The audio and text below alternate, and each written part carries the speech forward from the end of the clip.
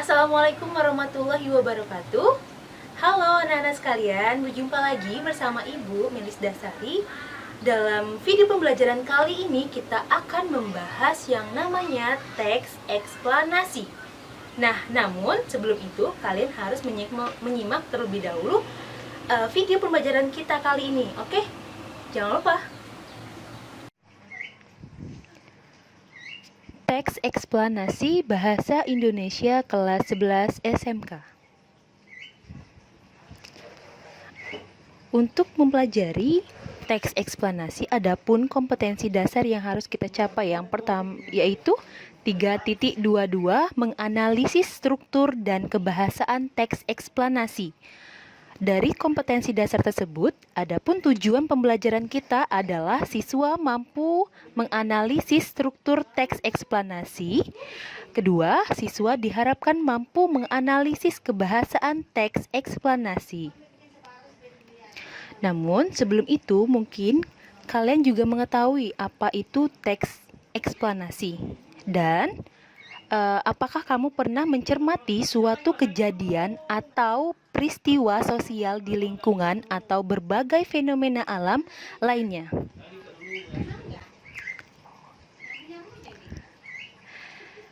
Diterjemahkan dalam bahasa Indonesia, teks eksplanasi adalah teks yang berisi penjelasan atau menjelaskan tentang sesuatu. Jadi kesimpulan dari teks eksplanasi adalah teks yang isinya menjelaskan tentang proses terjadinya atau terbentuknya fenomena alam, sosial, ilmiah, budaya, dan lainnya. Teks eksplanasi berkaitan dengan proses dan hubungan sebab akibat dengan peristiwa lainnya dengan menggunakan aspek mengapa dan bagaimana suatu peristiwa itu terjadi. Dapat kalian lihat di sini di video ada contoh dari teks fenomena alam dan teks fenomena sosial.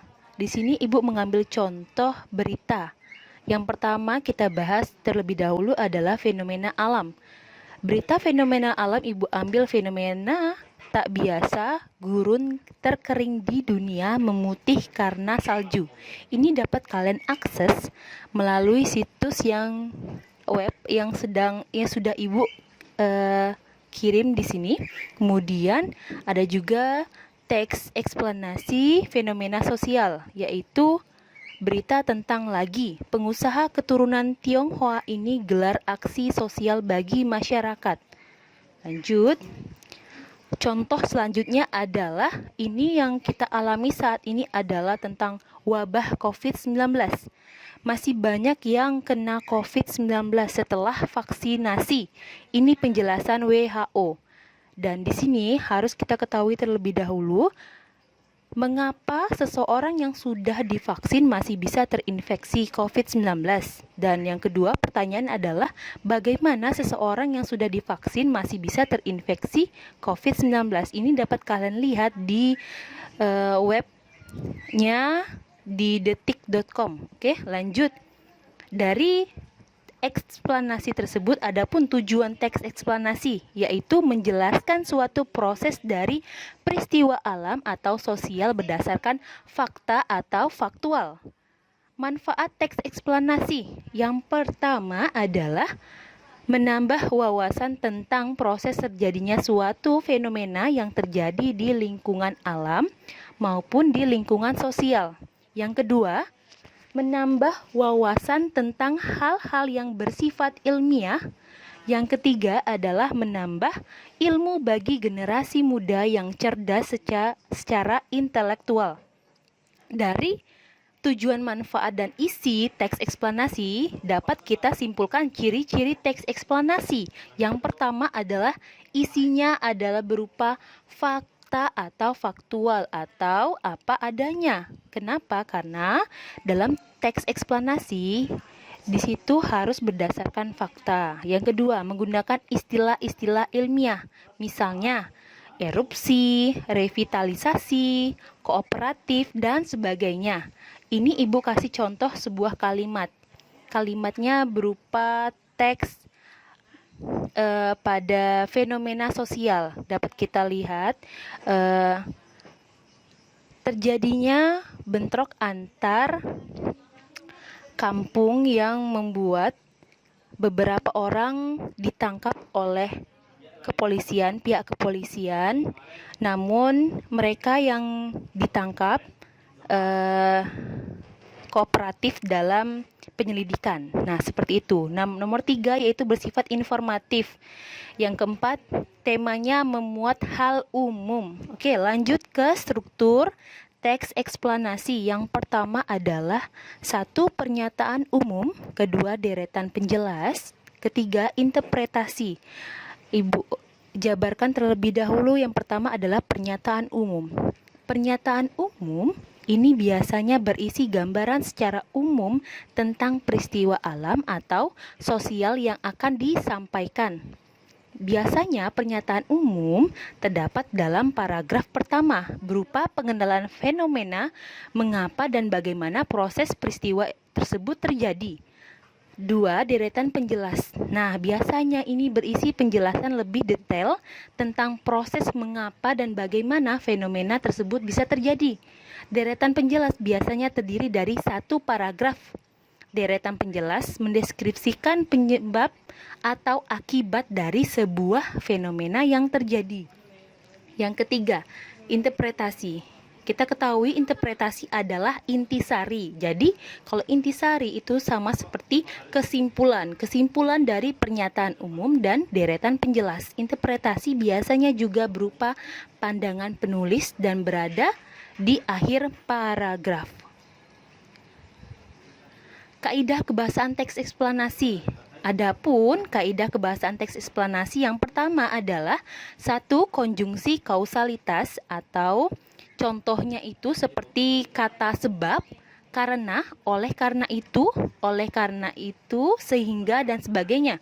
Kedua, konjungsi kronologi seperti kata kemudian, lalu, setelah itu, pada akhirnya dan sebagainya. Yang ketiga, banyak menggunakan keterangan waktu seperti kemarin, sore hari, seminggu yang lalu dan sebagainya. Yang keempat, banyak menggunakan istilah ilmiah yang seperti yang Ibu kasih tahu sebelumnya, itu seperti revitalisasi, erupsi, dan lain sebagainya. Nomor 5, pemakaian kalimat pasif. Nah, biasanya kalimat pasif itu didului dengan di, terkan, kean, atau ter. Nah, kemudian nomor 6, pembahasan topik jauh lebih fokus pada hal-hal yang bersifat umum atau generik, bukan partisipasi manusia. Contohnya, gempa bumi, gunung meletus, tsunami, badai, dan lain-lain.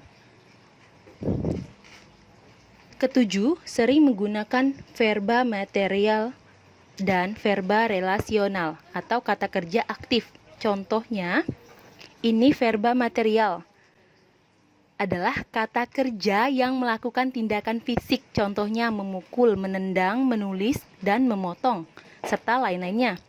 Yang kedua itu verba relasional adalah kata kerja yang berperan sebagai penghubung di dalam kalimat. Verba ini menghubungkan subjek dan pelengkap. Contohnya adalah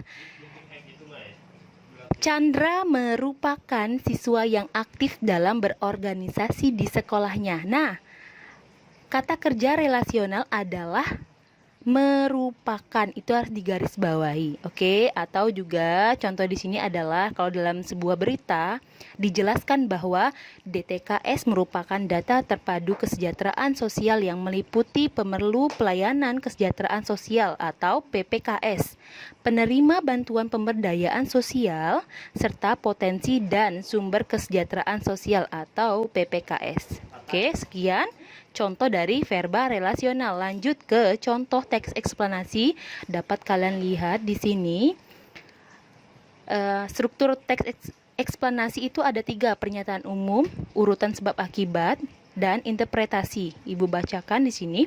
Virus corona atau COVID-19 Coronavirus Disease 2019 merupakan pandemi yang pertama kali ditemukan di daerah kota Wuhan, Cina pada akhir Desember 2019 lalu. Virus ini menyebar dengan sangat cepat dan menyebar ke berbagai wilayah. Virus corona sendiri sudah masuk ke Indonesia pada awal bulan Maret 2020 dan hingga kini masih terus menyebar. Urutan sebab akibatnya adalah virus corona adalah bentuk kumpulan virus yang mampu menginfeksi sistem pernafasan manusia. Kemudian virus ini akan terus menginfeksi jika imun tubuh lemah, dapat berujung pada kematian. Awalnya virus corona diduga ditularkan dari hewan liar yang dimakan oleh manusia seperti kelelawar dan ular. Namun, belum ada bukti yang kuat untuk dugaan tersebut.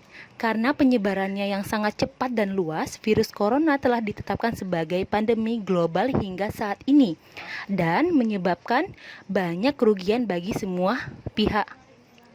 Interpretasi dari contoh teks eksplanasi ini adalah rajin-rajinlah mencuci tangan dan mengenakan masker ketika di luar rumah untuk mencegah penyebaran virus ini. Ketika semua berharap agar virus ini menghilang secepatnya dan kondisi kembali seperti sedia kala. Oke.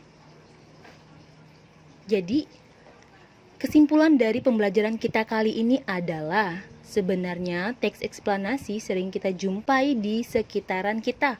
Hampir semua orang pernah membaca atau melihat langsung tentang proses suatu kejadian seperti fenomena alam, misalnya bencana gempa bumi, gunung meletus, atau fenomena sosial misalnya arus mudik, unjuk rasa, atau kriminalitas, dan sebagainya. Oke. Sekian pembelajaran kita kali ini. Sampai jumpa pada video pembelajaran berikutnya. Oke, kesimpulan dari pembelajaran kita kali ini adalah sebenarnya teks eksplanasi sering kita jumpai di sekitar kita. Hampir semua orang pernah membaca atau melihat langsung tentang proses atau kejadian seperti fenomena alam, misalnya bencana gempa bumi, gunung meletus, atau fenomena sosial itu misalnya seperti ini. Arus mudik, unjuk rasa, atau kriminalitas, dan sebagainya. Nah, seperti itulah hasil kesimpulan dari pembelajaran kita kali ini. Kita lanjut ke video pembelajaran berikutnya. Semoga ini bermanfaat bagi kita.